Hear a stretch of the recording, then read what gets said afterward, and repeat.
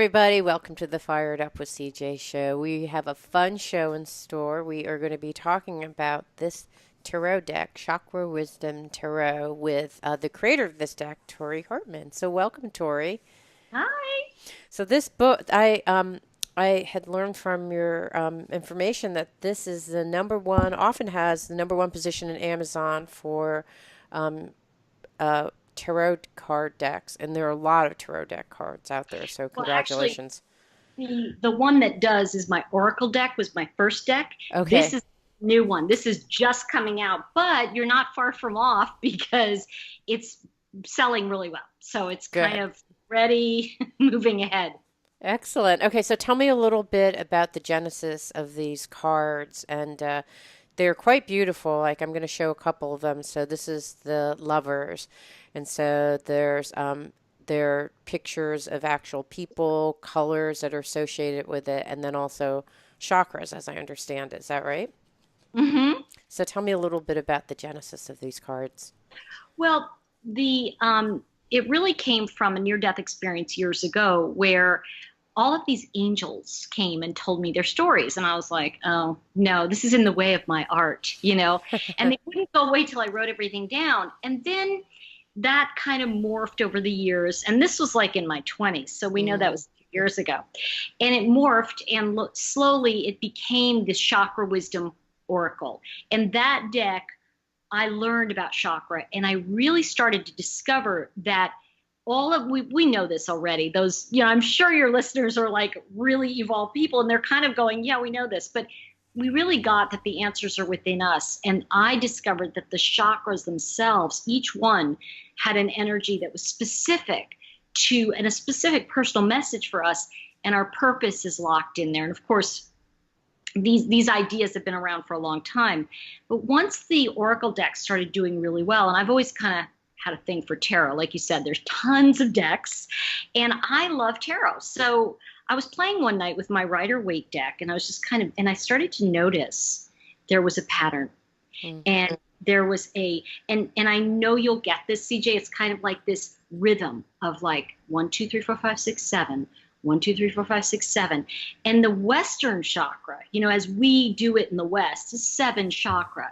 The Chinese created nadis, which are the idea of energy centers. And so really I want to say a lot of the Asian cultures own all of those ideas anyway, because they discovered acupuncture and energy centers. So technically, there's a lot more nadis or energy centers in our bodies.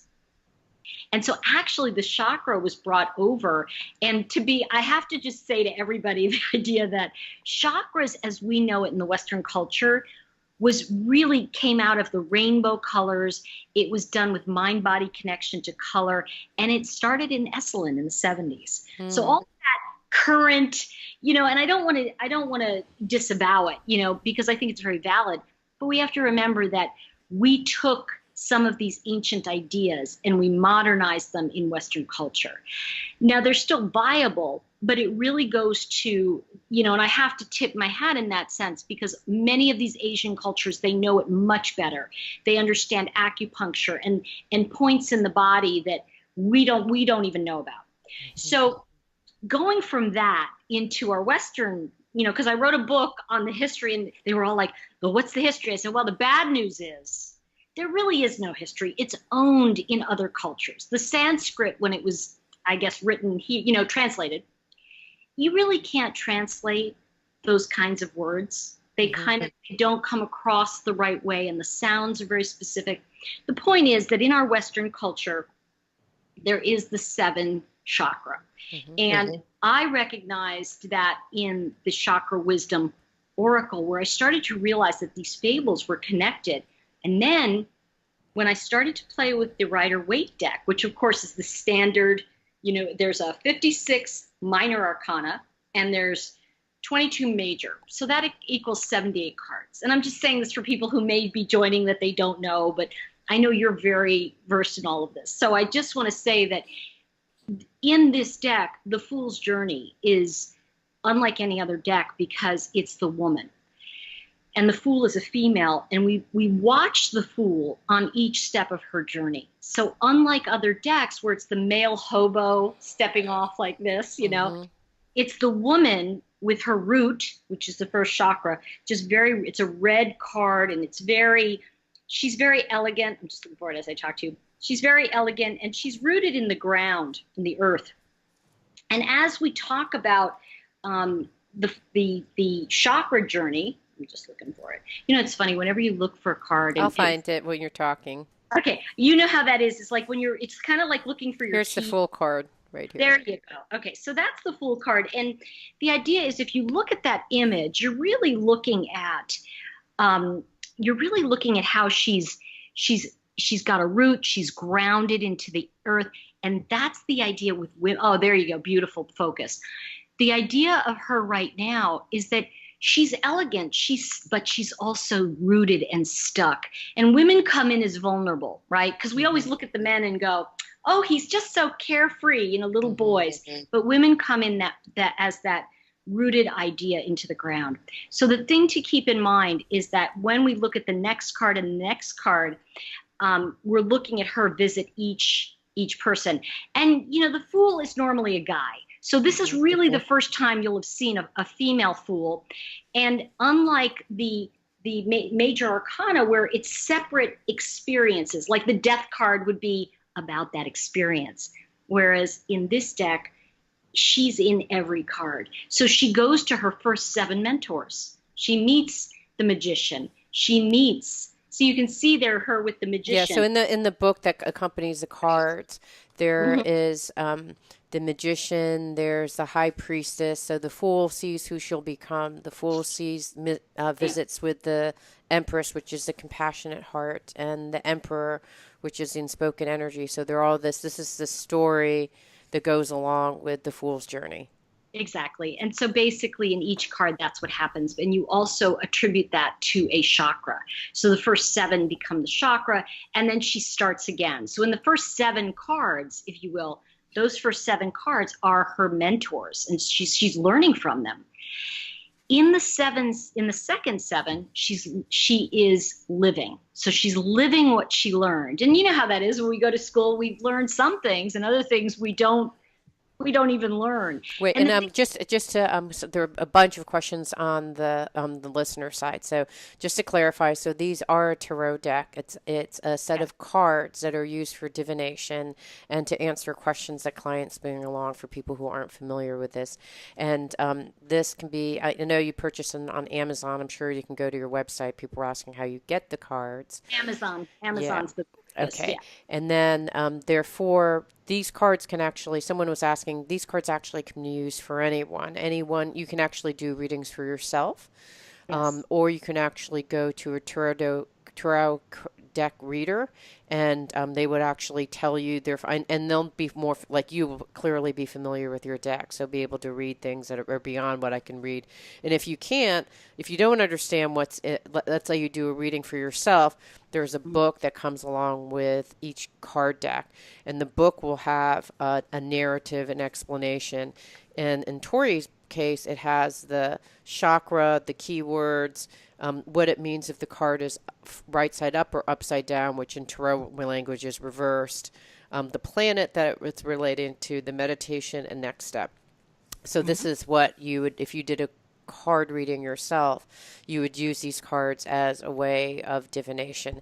And so I think this answers most of the questions that we heard. So now going back to the book actually, let me see if I'm tracking you so far. It starts with the Fool, and then the Fool is correlated with the root chakra. Then there's the Magician, who's correlated to your second chakra. So the first part of the Fool's journey is learning. And then tell me about the second part of the journey, which is living. That's where we left off. The living cards, and if we look at, for example, we revisit the first chakra again. We start again, and as you can see here, you're looking at the Chariot. What happens is she's starting in that to begin again, and she's conjuring. And what that means when I say conjuring, she's manifesting and she's attracting. But what she doesn't know, as we look at the card and the image on it, what she doesn't know, she's not looking at what she's attracting. She's still thinking about it, not wondering if it's working. And it actually is working for her, and it actually is coming to her. And that's really okay, and then the second part, the Fool has reigned in her emotions. So this is during her living experience. These are the things that she is learning through her living experience. And then there's 7 parts to that you mapped in here. Right. And then there's level 3 is mastery, which I assume that means, so what's this next part of her journey? Those are the parts where she really is applying, and other people are seeing her apply these things to her life. And we see her fumble, we see her fall, we see her, make a misstep and come back up.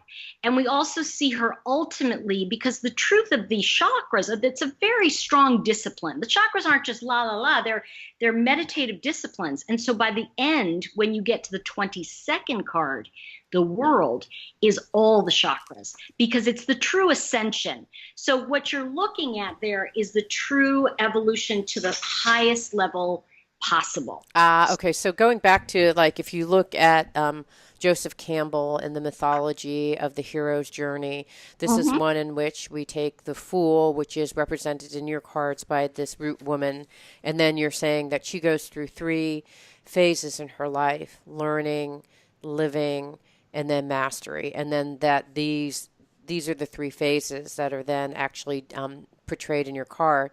And then how do you look at these minor arcana cards that, are the traditional ones that look like a card deck, where you have, 1 through 9, ace, 8, 9, 10, queen, king, those kind of things. How did you fit this into your story? Well, I want to pull back to one thing you just said about Joseph Campbell, because he actually was one of the people that interpreted the tarot and brought it over. So it's fascinating that he was involved in some of the translation and bringing it over. So there's no accident that he worked with myth and all of this development. Now, going to your question, it brings up the idea that there's 78 total cards in a deck. The 22 are the major arcana. There are 56 in the lower arcana. There are 78 cards in this deck.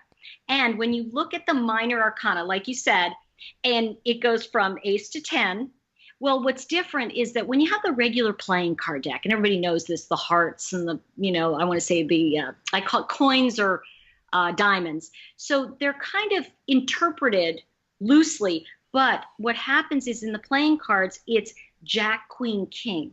Now in tarot, it's page, knight, queen, king. So the page becomes a very important card because it's pulled out of the playing card deck. So in the minor arcana, I look at the page, and in my deck, it's the princess. So, and she's the green chakra, which is no accident you're wearing green. So I love that. So the idea is that the princess is bringing forward the spirituality and the intuitive wisdom.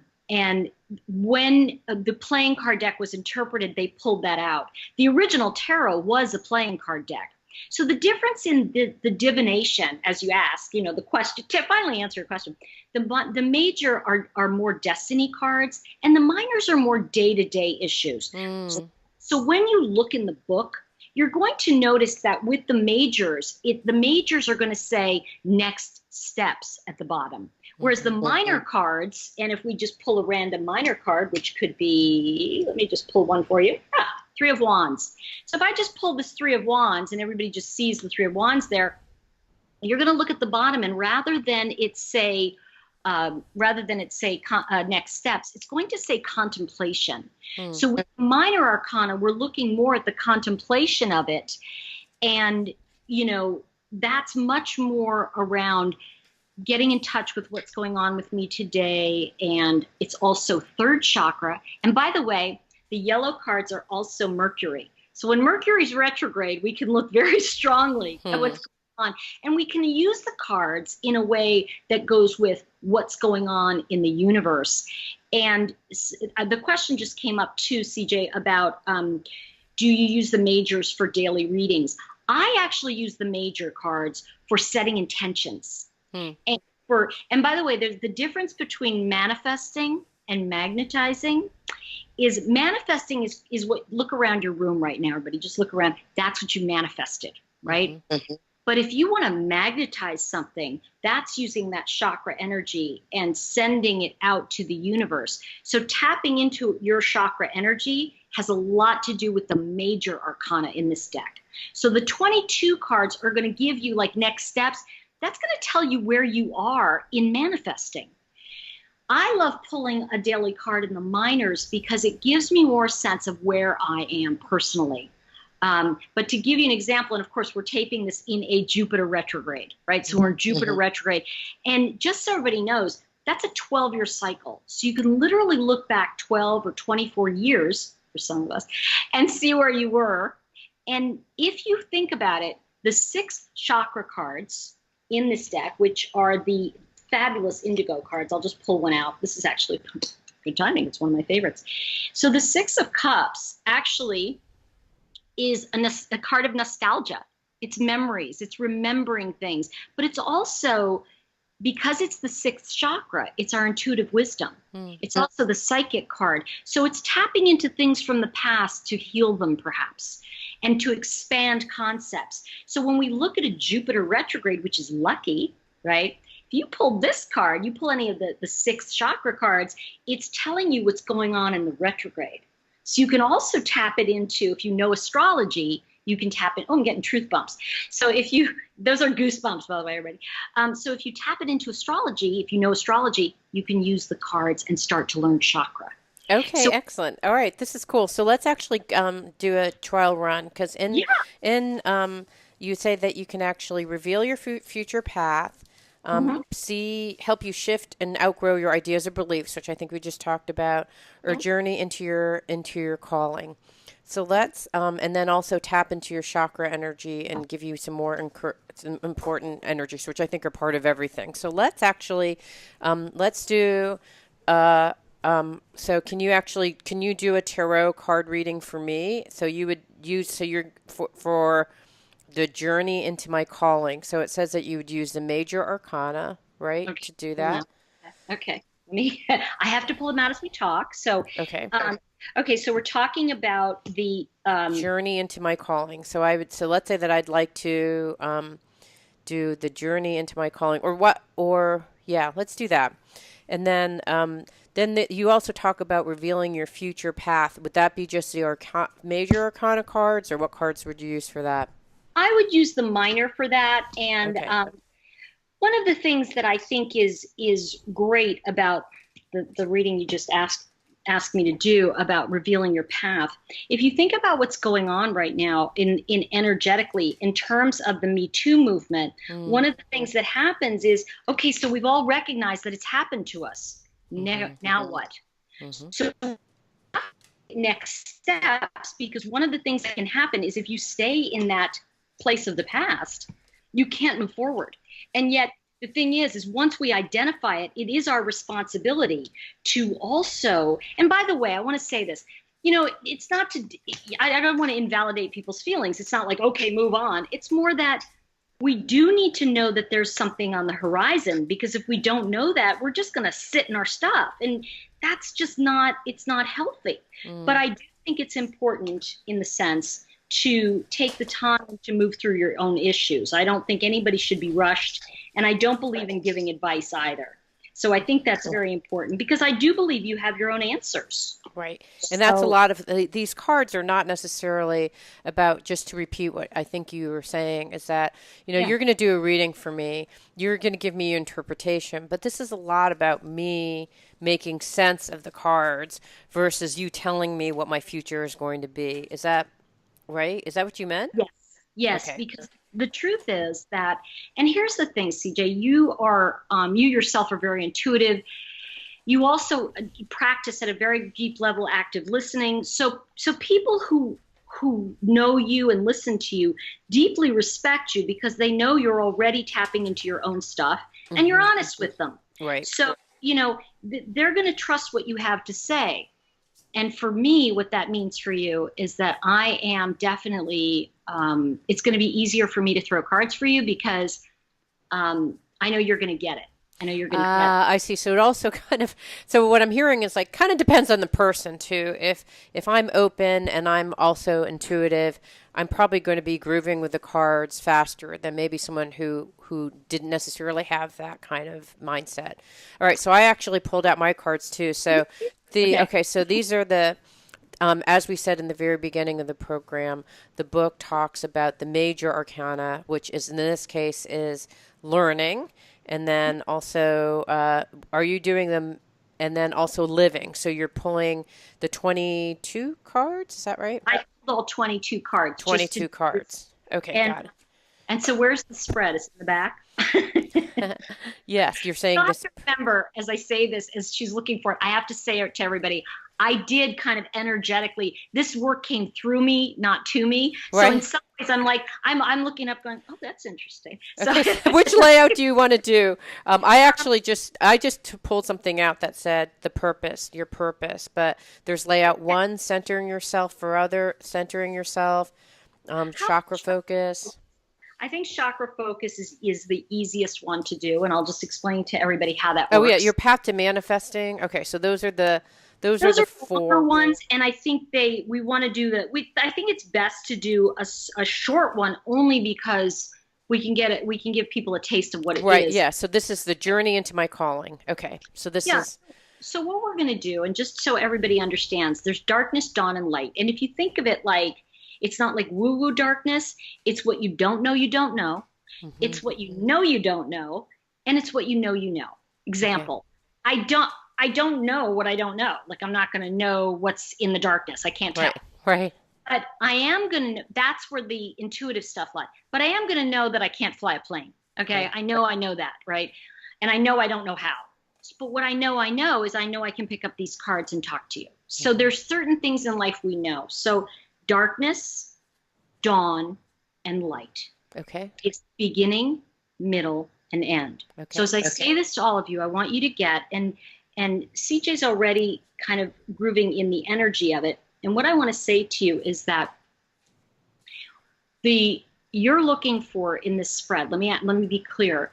You're looking at path to purpose. Is that what you wanted to look? Yeah, journey into your calling, or Okay. and then okay, yeah, journey into your calling. Let's do that one and just see how this would work. Okay. So what I'm gonna do is, with your permission, can I pull cards for you, or Yeah, would you? sure. Yes, go ahead.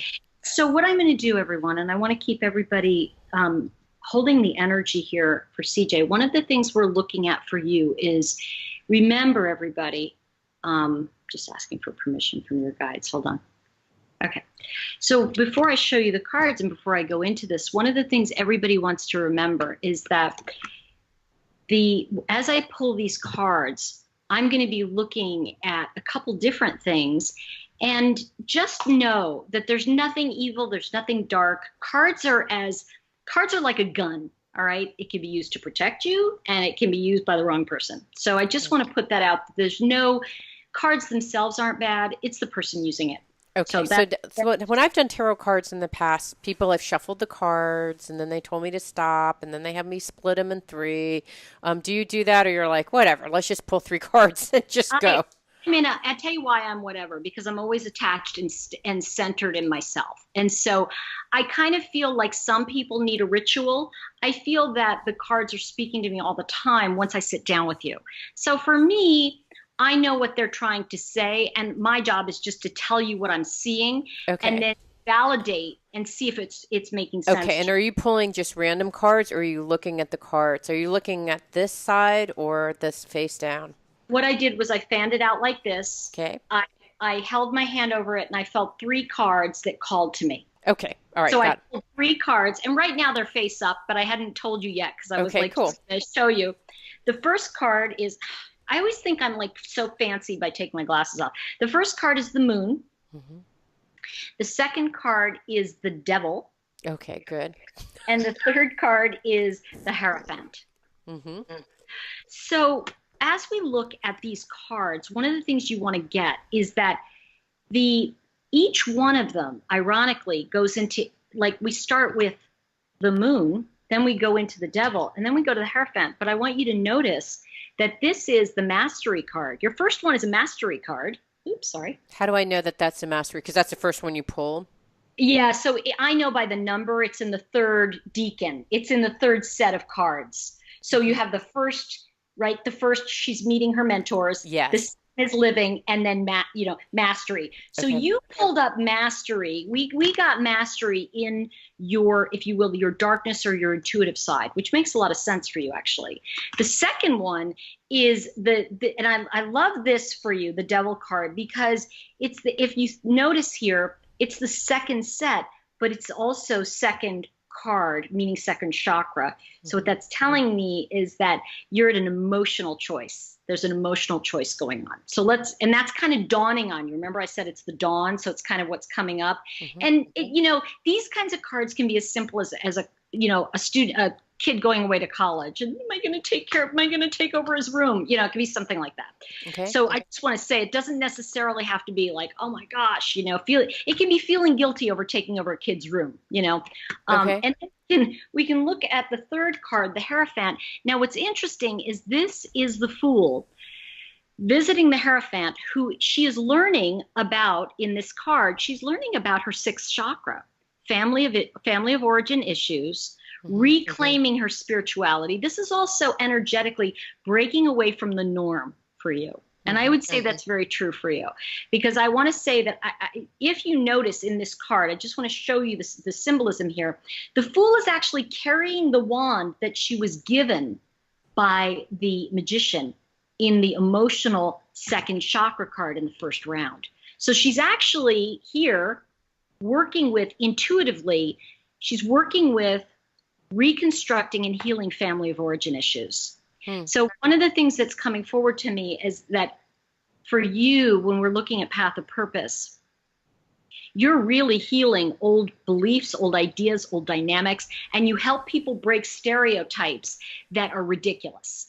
And that is something that you've done in your life that's been very powerful. That has a lot to do with your calling. It's very connected. Sixth chakra, it's connected to family of origin, often grandparents. I want to say this is also fulfilling some of the promises from the grandparents. Fulfilling some of their path that didn't get fulfilled and what they were held back from.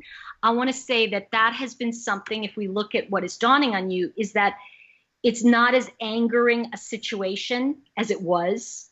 It was very frustrating for you in your past. And I want to acknowledge that, because there was a lot of unfairness by the way your grandparents were treated. And so what comes forward to me in this, when I look at the Devil card, and I want to say this, it's important, everybody, when you look at a second chakra card, is that, really you had a very distinct choice in your life to go down a path that was going to just fight, or you were going to change that old way of thinking. So there's a lot of anger. There's a lot of family anger that you decided not to follow through on, which is really powerful. Because you changed the destiny, not only for yourself, but the way you're delivering spiritual messages. So this was very important for you in terms of the work you do. I also want to acknowledge something in you that I don't know that you do enough of, which is just to say there are people you will never meet whose lives you have saved. And I want to really say that sometimes we forget, and for those of you listening too, when we do this work, it's always on a certain level thankless, because we are somehow either writing into the void or we're creating into the void, and we don't know. But I want to tell you, there are a lot of people who have been able to break through stereotypes because of the way you talk and because of who you are, and that you absolutely never accepted it. Never. And this has been, in some ways, the moon, right? So we look at the moon, everybody. It's a beautiful card. I love it. It's blue, so it's communication. Fifth chakra, this is what you've manifested. I have to tell you, you came in and you have been much of your life a solo wolf. Now, you might have family around you. You might have all these people. I'm sorry, it's so warm here. It's like, and I don't want to get up to turn on the AC. So I'm going, oh my gosh, I may put a pencil in my head in a minute. But like, But one of the things I want to say about that is you've been a very much a lone wolf. The moon is absolutely a beautiful card, because you could see the white wolf and the dark wolf, and she's not afraid of either one. She's very balanced with her, if you will, from the Freudian shadow side and the light. Mm-hmm. And this is something, by the way, there is cultural wisdom that you have gotten that helps you be so brave. Mm. And I want to say that you share this with a lot of people, and there are a lot of people who silently watch you and you have never, or listen to you, that don't respond, but they are dependent upon your message. And I need to say that to you because one of the things that happens sometimes in the work you're doing, and I'm going to come back to this, when we look at these cards, everybody, and we're looking at a story. Mm-hmm. So if you look at, here's and I'm just going to point because we started with the moon, right? Mm-hmm. And the moon is sorry for doing this. I just need to turn it around for me. Sorry. Moon's 5th chakra, 2nd chakra, 6th chakra. So what does that energy tell us as we're looking at that? We feel into our own body, and we know that the first thing that has come up here in the moon is what happened to you had to be communicated. Mm-hmm. Your story has been vital. And that's very, very important. I think it's I think we want to see here the idea of this particular chakra, the 5th chakra. You came in with wounding, and a lot of it was wounding around being able to communicate who you were and how you were. And a lot of the wounding was incredible, for lack of a better way of putting it, so forgive me, but like incredible prejudice and handicap. Like it just, not on you, but on others. And that wounding actually helped you gain great wisdom. Because you recognize that it wasn't about you almost immediately. That doesn't mean it wasn't emotionally painful. And that's the thing. It's like we can all go, oh, I know it's not about me. It's just downsizing or whatever. But at the end of the day, it sucks. Mm-hmm. You feel sad, And so I want to say that the devil is really like, it's that journey into making the choice of, am I going to follow through on those thoughts to get revenge? Or am I just going to let it go and kind of learn the spiritual message in this? And what this tells me in your purpose and for you, the purpose of your journey, you are unafraid. You are fearless, CJ. This has been with you since you were little. That is also what helped you survive. You also were able to talk yourself out of situations that, there were a couple dangerous situations when you were younger that you were able to talk your way out of because you weren't afraid of them. Mm-hmm. See, you just didn't let the wolf make you fear, because what you came from with your culture is you weren't going to worry about that. Right? Because and this is the thing too, when we look at the chakra, 5th chakra, 2nd chakra, and 6th chakra, I want to share with everybody, we also look, in some ways, I look at what's missing. Mm. What's missing here is 1st chakra and 3rd, right? That's it's not vital that they're missing, but what that's telling me is that the foundation that you are looking to create may not be the way you think it should look. It may already be created.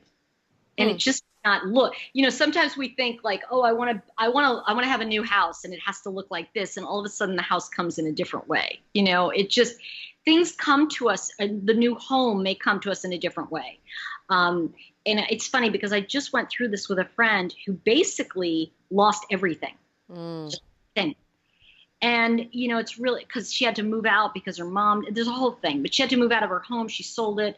A parent was dying. And the point is that she's been looking for love her whole life. And I kept saying to her, you're not going to find it in that house. Sure enough, she moved. And, when her father passed, it's like all of a sudden she met this guy. And so her life has taken a spin.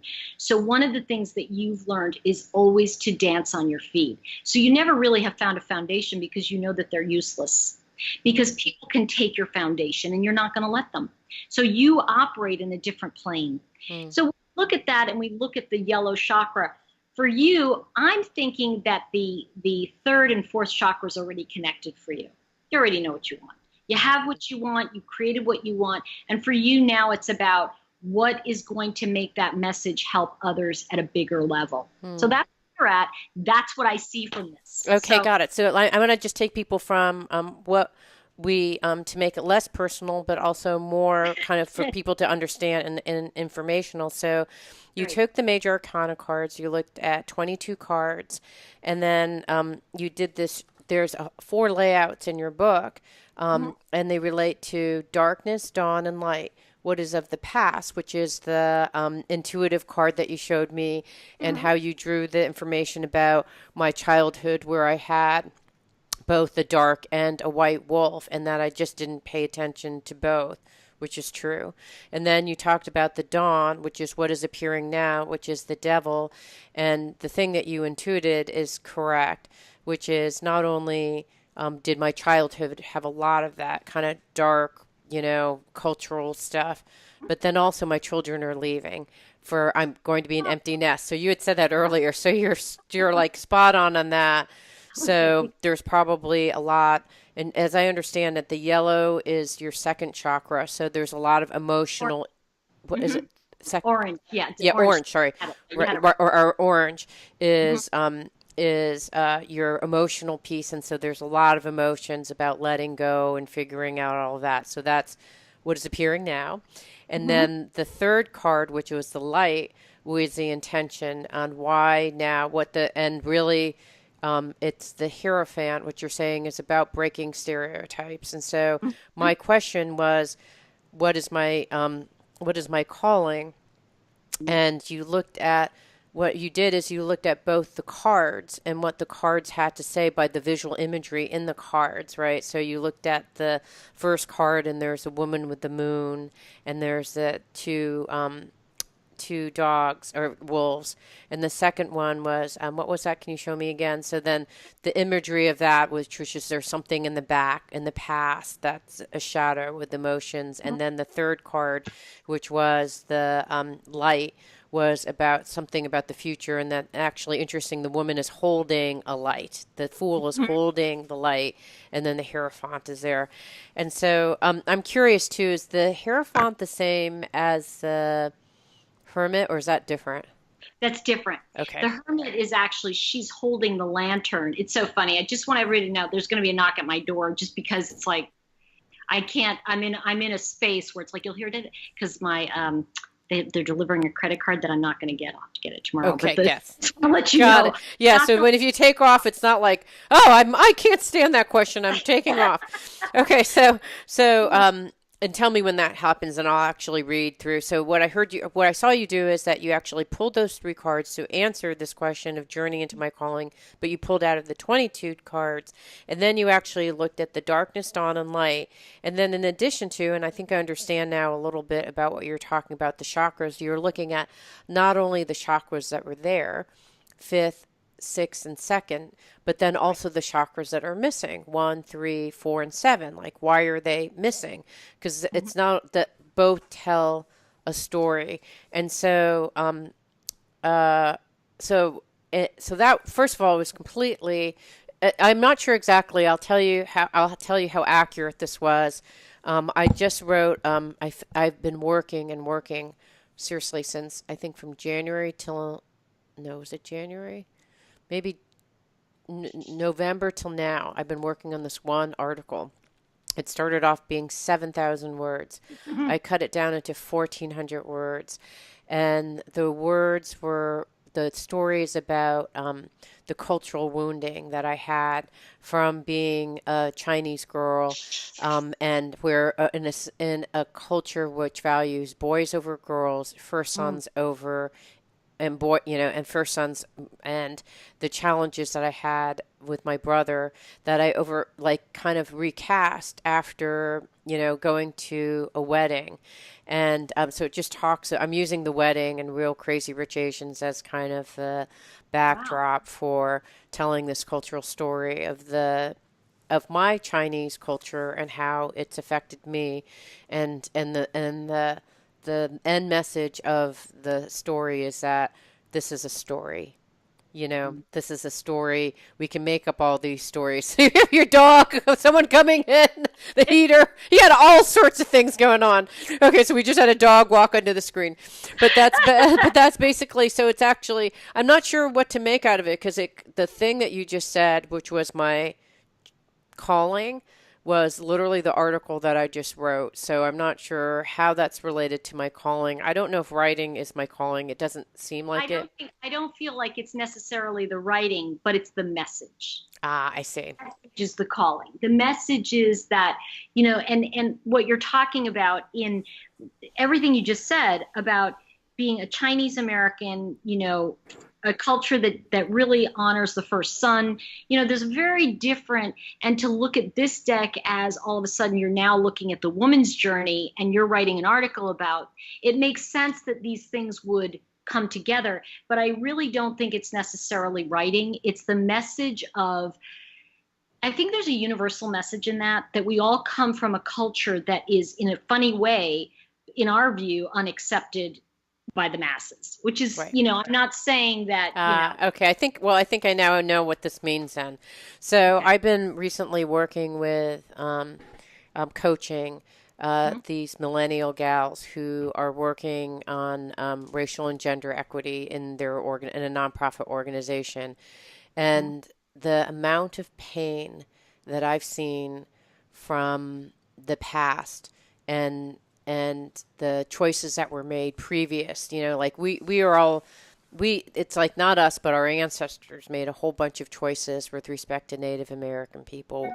My ancestors made a choice as well. Mhm. Did you have a phone call? It was at your doorbell? No, No, that's okay. the messages that are coming up from your Okay. thing. So go Yeah, I don't ahead. see any other messages. That's a weird That's thing. okay. Okay, so yeah, so I've been thinking recently, like, well, I'm really pulled to this information. I'm uniquely qualified because I'm a Yeah. person of color, and because I've gone through all these cultural stories myself and have made it to the other side with some understanding, peace, and acceptance. Mhm. That maybe what I should do for the next chapter of my life is to help people go through navigating this really difficult territory. So I don't know if that's what it means, but that was I feel something. it is. I feel very strongly, like I'm getting truth bumps, and I want to say I feel very strongly that is actually right on for you Yeah, because listen, and I want to say this very clearly. It's not that you ever get over something, you no, integrate it into your experience. And, yeah, you know, truth bumps, as we get older, we can integrate what has happened to us, and we have a certain level of understanding of our past. For me, growing up in an alcoholic family, hmm, I have a certain understanding of that type of wounding. So hmm, when we talk about the cultural wounding, women like yourself, women of color who are coming forward and speaking up, but not just in a rant, in a supportive way of saying, yes, this has happened, and now I want to validate your experience and give you some tips on navigating the waters. hmm, And I think that's what I'm talking about when I say going from me too to we together, that kind of movement of, we need, and I think a lot of women are seeing this now, which I just love, these millennials, because they're kind of going, I'm getting truth bumps. They're going, I need what you have, to the more mature women. And I'm seeing this from like magazines that are slated younger, skewed younger, are calling me and going, we need your information. And I'm like, wow, this is great, because hmm. we're honoring women in every stage of our lives, because we're finally in that place where what the crap we went through is valuable. It's Right. like, I mean, it's so true. It's like, Now we're wise. We you may know, have been abused, but we're now wise. I earned every single one of these little lines. Okay. This one is the big one I earned. But, I think that we've come through this in such a way that it's an exciting time. And I think that, people are like, oh, it's such a tough, there's always a tough time. We're in one of the most exciting possible times because we're recognizing things. And listen, let's face it, in the 80s, we all came out and kind of said, my parents did this to me, Right. we recognized the wounding. And then we kind of tried to integrate it. But now what we're recognizing is that a societal agreement was made about everybody, about the people of color, people of, different nations, different socioeconomic levels. These cultural decisions may not serve us anymore. Hmm. So when we're looking at, when I was just looking at purpose with your major arcana, it really is taking you through to that, I want to say really that next conversation, which is about, oh, it's validating what you know. I didn't tell you anything you didn't know about your life. It was more like, you know, you got certain truths in the reading that open up your intuition, that make you go, wait a minute, I am doing that. And this is a big part of my calling. And this is all of the stuff I went through has a reason. So, and that's something I think we all need to know, is that there's a saying in the big book of Alcoholics Anonymous. It says, no matter how far down the scale we have gone, we will come to see how our experience can benefit others. And I think that's the new kind of phrase that we're all living with. You know, so for me, you know, my mother told me from the time I was 5 that I had no command of language. And so she would write all my papers for me. And so I had to turn in her writing, right? So when she died when I was 15, I thought I couldn't write. So what that did for me, though, I worked 7 times harder, right? Because I thought, well, I can't write. You know, I'm a girl, I can't write, and I have no talent. I can't speak well. And so, but at the time, I fell in love with cards. I learned cards, and I learned, like, you know, the average playing card deck, and I would make up a story, because no one can stop you from your calling. And in fact, the wounding that you have is going to be the greatest gift that you give others, because you will have worked 7 times harder on it, and you will know what they're going through. So it's a really wonderful, you know, full circle of that's what this deck is about. I think it's about that journey we're all taking. Yeah, and I love it. I love it. This was so hugely interesting and valuable for me. Hopefully it was for other folks to just have a demonstration of the deck. And I learned a ton that I didn't even know about the tarot deck. So we've been talking to Tori Hartman about her newest deck, Chakra Wisdom Tarot, now available on Amazon. So thank you so much. So much. Tell us your website too, if people want to get a reading or know more about it. Oh, ToriHartman.com. So there you see it. That's the name, ToriHartman. And if you go to my website, or if you just type in my name into Amazon, you'll find the deck. I mean, it just comes up, you know, so there you go. Thank you so much. Thank you. You're great. It means so much to me that you're listening to the show. I would love your support in any way by giving me comments below, or to subscribe to the show, or share the show with friends. Thank you again for your support. Love and blessings.